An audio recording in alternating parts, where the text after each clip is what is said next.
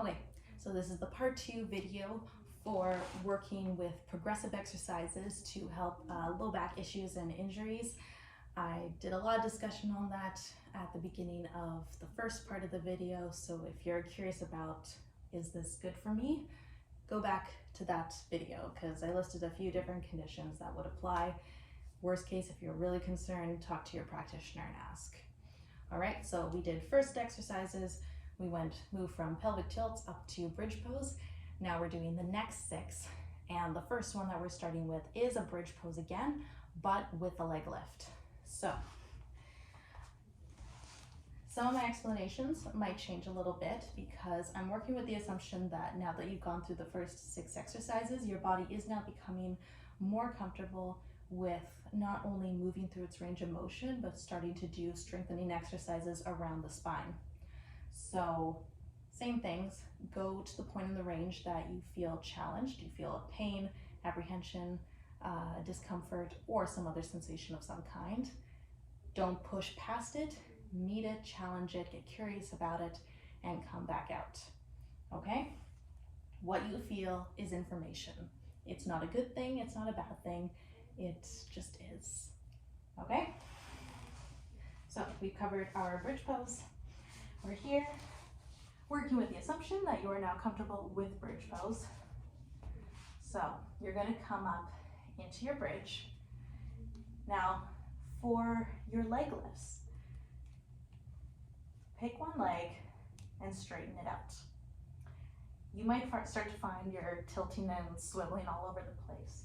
If that's the case, stay here for now. Don't do the full leg lifting yet. I want you to get used to just being able to hold the position and being neutral and have the proper alignment and everything, all right? So we're here in our bridge, straighten your leg. Now, can you look and see both of your pelvises, both iliums? Are they even?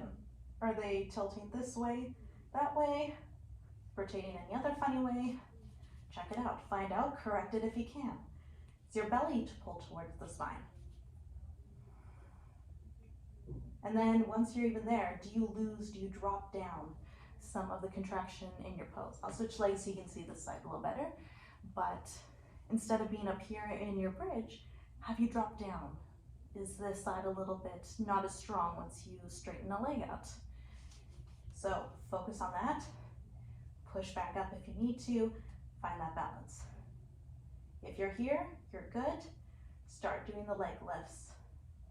So you're combining the 2 exercises from the previous video. We're to the ground, big inhale, exhale, as we lift the leg up to the ceiling to whatever point it can go. Don't mind my breathing, it's hard to do this and talk at the same time. So inhale as you lower, exhale, pushing back to the ceiling. I'm going to switch legs again just so I'm doing it evenly. Okay, and take a breath leg in between if you need to. If it feels good but you're just getting tired, take a rest, it's fine. Okay, we're pushing back into our bridge. Leg out, prepare it. And lower down, tap the floor. Big inhale, and exhale, drive it up to the sky. Inhale, lower down. Remember to do a check in your pelvis, or is everything balanced? Are you rolling around or staying still? Is your bridge still high? Or have you lost some of it? Do you need to push back up again?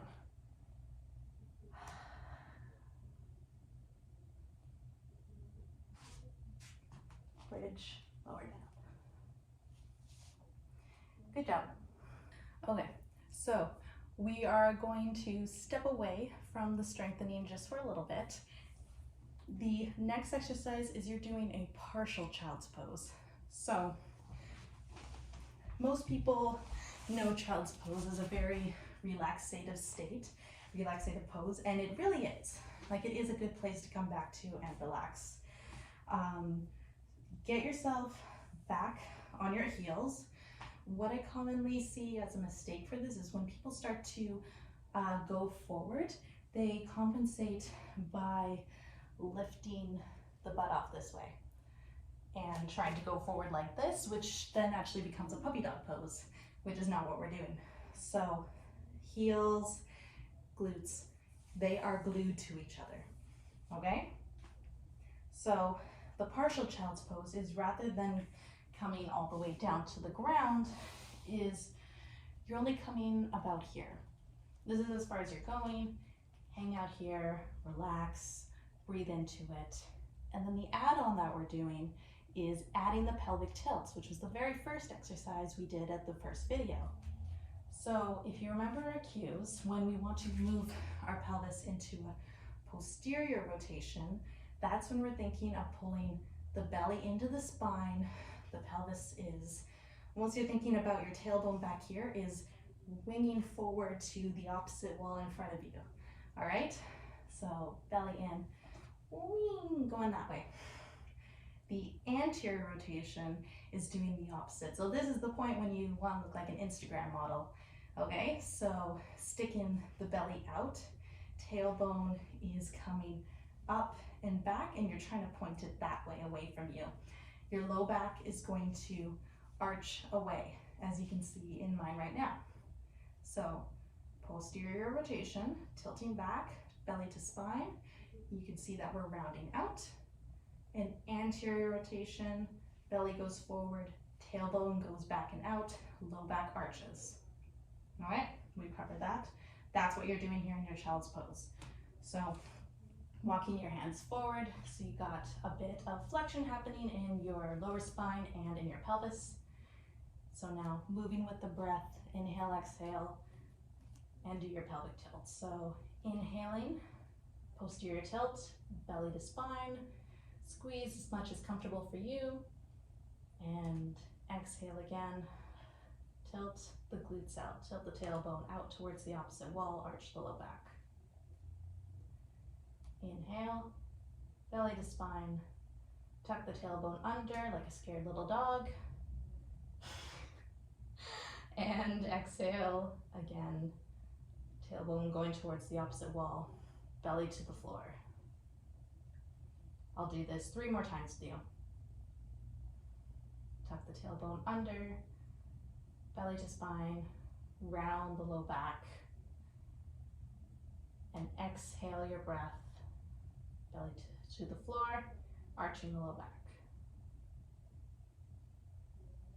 Inhale, round it. Exhale, arch it. I want you to be curious, just if any sensation has changed while you're doing this. How has it changed? Where has it changed? Is it in a different place? Can you get a bit more? Maybe right at the very end of the movement, can you get a little extra squeeze of the muscles? Just that little bit more.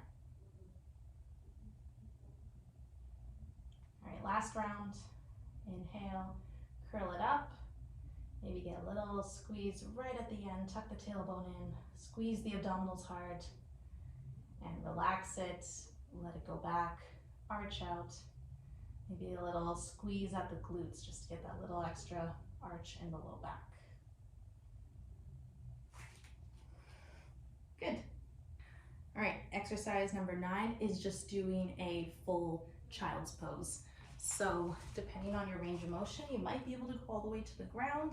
You might only get partial way. That's fine. You go to the point that you can do. And if you're not sure of your comfort level of the movement, use your hands to slowly walk yourself down. Okay? Your glutes, your heels, they're staying glued to each other. The only movement is coming from lowering at the back, lowering your back down. And so you're just creating a decrease in the space between your belly and your thighs. Okay, so that's getting more flexion in both the hips and in the low back. All right, go slowly, do what you need to do, go to the point that you can go. You're gradually reaching your hands out farther for the extra support. If you have your hands here, you might feel yourself tip forward. That's why your hand's out here, as it acts as a counterbalance. And go to the point. So if you're here, hang out here, use your hands to push the floor away from you. Okay, so we're gonna add a little bit of activity into this, just a little bit. Push the ground away and pull, think about pulling your tailbone towards your toes. So I'm gonna go a little bit lower for my body. If it works for you, you can let your forehead touch the floor if you are available to do that. If not, don't worry. Push the floor away, activation in the hands and shoulders. Pull the tailbone down to your toes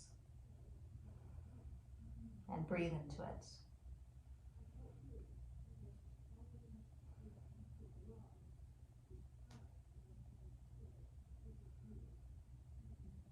If you feel you want to relax all the way and not have so much activation in the hands, that's fine.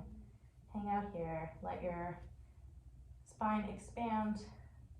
This is just lengthening it out. Feel whatever you feel.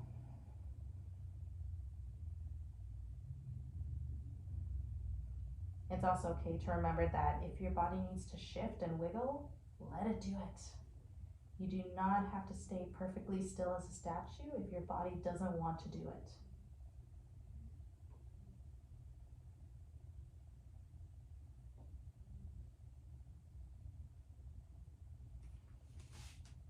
When you're ready, you can walk yourself back up. Okay, good job. Okay, we're getting close to the end. So the next one is cat and cow, which again, probably a family favorite of an exercise, but now we're not just doing the lower spinal movement, you're getting the entirety of the spine in both directions. So find your tabletop position. Make sure your hands are activated. It's going to suck for your wrists if you're just letting all your weight casually drop into your wrists. I want you to think about like grab the floor. So when your weight is here, I'm trying to grab the floor hard and pick it up. You can probably see my knuckles just popped up because that's how hard I'm contracting my forearms and the muscles within my hand. This is what's going to protect your wrists so that this exercise doesn't suck. So the other thing is make sure your joints are stacked. So stack your shit, shoulder, elbow, wrist, all right over each other. If you're back here, if you're here, if you are here or here, all of those are gonna suck because you need to be stacked in line in every direction. And the same thing is gonna go for your knees to hips. The wrists, you'll notice it more if you're not, but it's a good idea to make sure both the front and the back are all stacked. So here we are. We are in our good stacked position. You're grabbing the floor. Now, arching the back. The cues that I want you to think about is it's very easy to overarch the low back because it naturally has that curve. So let that happen, but I want you to think more about the upper back and the neck. So for the mid upper back is you're thinking about letting your shoulder blades round themselves back around the ribs. So the best visual I can think of is if you have a ball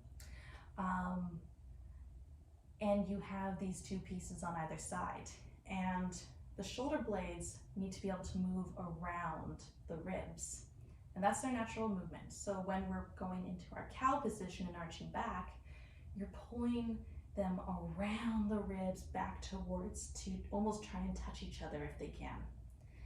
And it can feel really funky if you're not used to it, especially if the rhomboids aren't super strong, and those are the main muscles that are pulling back.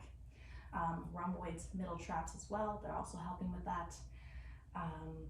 But that's where I want your focus to be. The more you practice it, the easier you'll get, and one day the muscle will click. You'll be like, oh yeah, that's the muscle I'm supposed to be contracting because I can feel it's moving correctly. You might get it today, you might get it 6 months from now. I don't really know. So that's what you're doing. So I'm letting my low back relax. I'm definitely marking this off in pieces. So my low back is arching. I'm pulling my shoulder blades around 2, try and kiss each other at the back. And then the head. It's very easy when we think of, lifting the head back to just go clunk, head hitting the upper back. That's not what I want. I want you to pretend if there's like a little ball right there at the nape of your neck, can you think about pulling the head up and over that ball? So we're here, we're arching.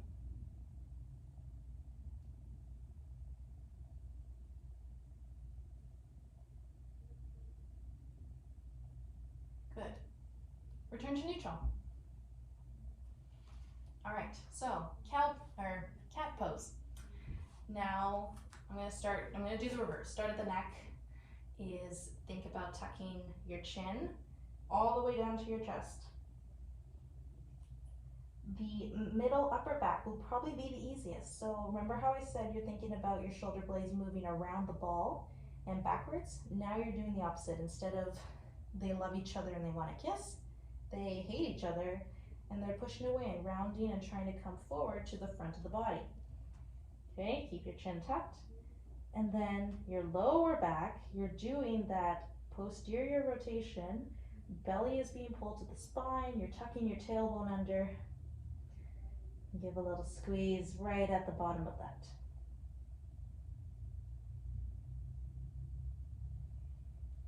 And relax down to neutral. So the normal cat and cow exercise, usually you're not separating each section of the spine like that. We're moving all as one continuous up and down movement, moving with the breath. But now that we're doing it, each round, think of that different section of your spine, even as they're all moving together. So I usually find it helpful, think about the area of the spine that has the hardest time moving. So when we do cow, the low back has a pretty easy time arching.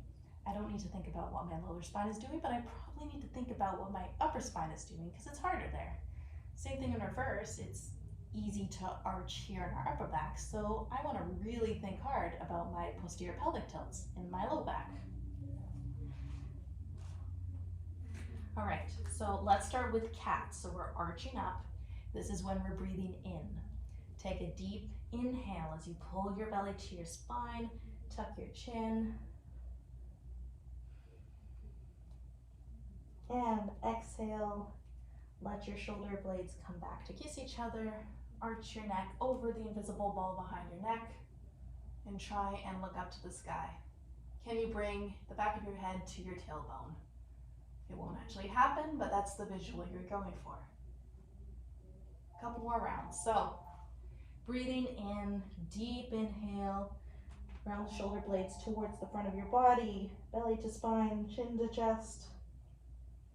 Exhale your breath as you're going back and arching up.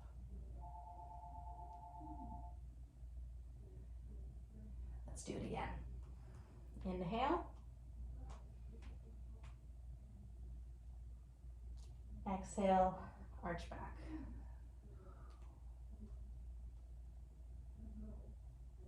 And return to neutral. So do as many rounds as you feel you need to. Okay, so the 11th exercise is we're doing a forward fold, but modifying it.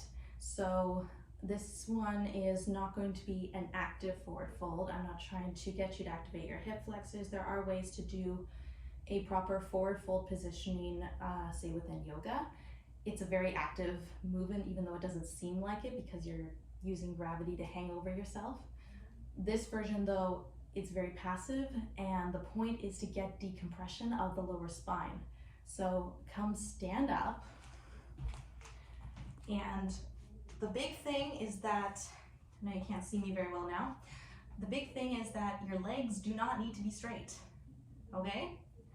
All you're doing is starting at the top of your head, bring your chin slowly to chest, and if you want to watch me first, that's totally fine. But slowly roll down, vertebrae by vertebrae, get to whatever point that your knees feel like they start to need to bend because hamstrings are a tight thing. Walk your hands down your legs if you need to. I don't care. Use your legs for support, use a table, a wall, a chair. If you feel due to balance or other reasons you can't just go down, use support. Always use whatever support is available to make it happen for you, okay? So we're rolling down, walking down with our hands, knees are bending to whatever point they need to bend, and you bend to the point that you can bring your chest or stomach to your thighs. They love each other, they want to meet, they don't get to say hello very often. So I might need to bend my legs, maybe I need to bend this much, okay? This is the point that I'm at. So hands are on the floor for your balance, and now you let it hang. Now you're here, let it relax. You might find over time that you can start to straighten your legs a little bit. It might not be much, maybe it's only millimeters that you're straightening it. I don't really care. You do what is available for you as long as your chest and your thighs are still meeting each other. And you let it hang. You let anything decompress. It might be more in your neck. Maybe it's more in your low back. I don't know. Maybe it's both. And we'll hang out here. Again, let yourself be curious about whatever sensations you're experiencing, what they feel like, what they're telling you. Maybe things are getting twitchy or wiggly.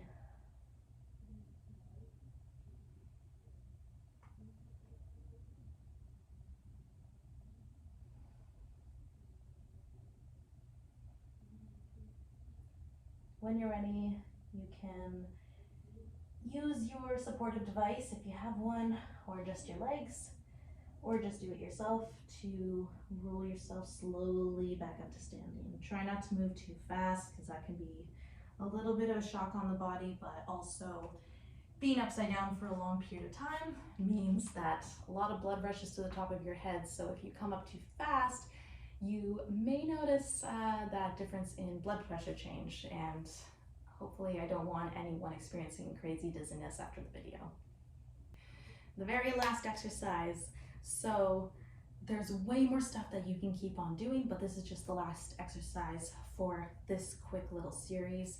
But no, from here on in, you can keep doing more. You can keep building on different movements, starting to do low impact, like deadlifts, do deep squats. Squats are like the most functional movement that any of us could ever have, and I encourage you to do them every single day. I don't care what you have to do. If you have to get a pan out of the lower cupboard, squat down to get it. But no, many ways that you can keep building on this. So for our last one though, is we're going to do a partial locust pose. If you want to move up to a full locust pose, there is a video on my channel for that. So, but we're gonna do just the upper body version. So for this, you're coming to lie on your stomach. Lay yourself down wherever you need to. Your legs are together, so they're not spread wide apart anywhere here. They're staying together. If there's any difficulty with keeping them together, again, like that block, book, ball, or something between the thighs, between the knees, so you can feel it there, will help immensely. But we're coming onto our stomachs. Hands are down by our sides, okay?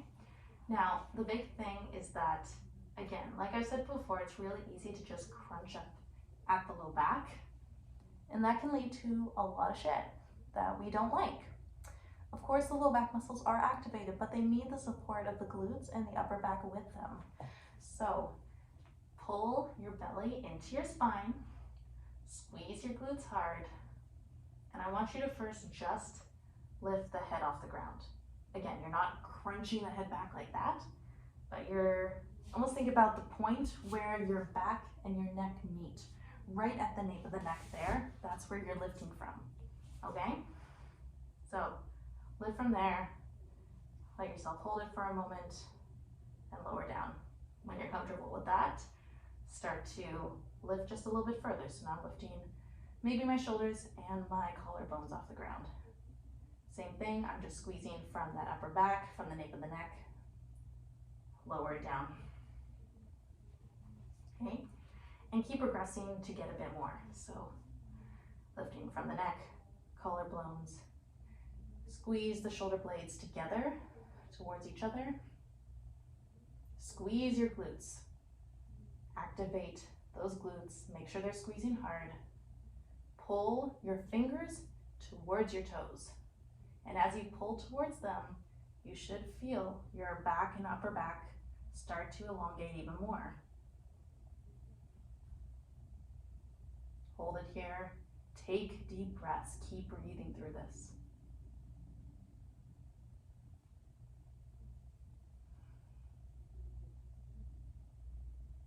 On the next exhale, lower down again. All right, let's do another round of that, and I'll give you your same cues. So make sure you inhale before you move. And when you do, and when you begin to lift from the nape of the neck, lift the collarbones, begin squeezing the glutes super hard, begin squeezing the shoulder blades together, and reach your fingers towards your toes. Still think about tightening up your belly in the front. If you feel like your low back is arching too much, check in with your upper back and glutes. Make sure those guys are moving really hard. If this is too high, just lower it down a little bit.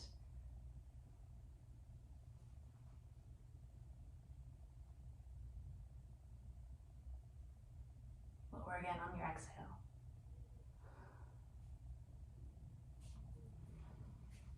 Good. Well done. Locust pose, even a partial locust pose, is not easy. So if you find you're able to get to that, good job. Really good job. And of course, the more you do it, the easier it will get. And it's one that's also just really good for helping our posture. So if you have any questions about any of the 12 exercises from this video or the last video, feel free to talk to me about it or talk to your health practitioner if that is not me. All right. Same thing. Generally, if you have questions about the exercises or if you're doing them and any issues arise that don't seem like the typical I'm doing a new exercise and my body's getting used to it kind of feeling, talk to your person about it. All right. Don't try and push through. Don't try and keep doing all the things and hopefully it'll go away. All right. That's really the difference. You want to find the sensation that is a joyful discomfort. All right. It shouldn't just be an unhappy discomfort where your body's screaming at you. All right. Hope these exercises helped you. I wish you all the best for your healing journey.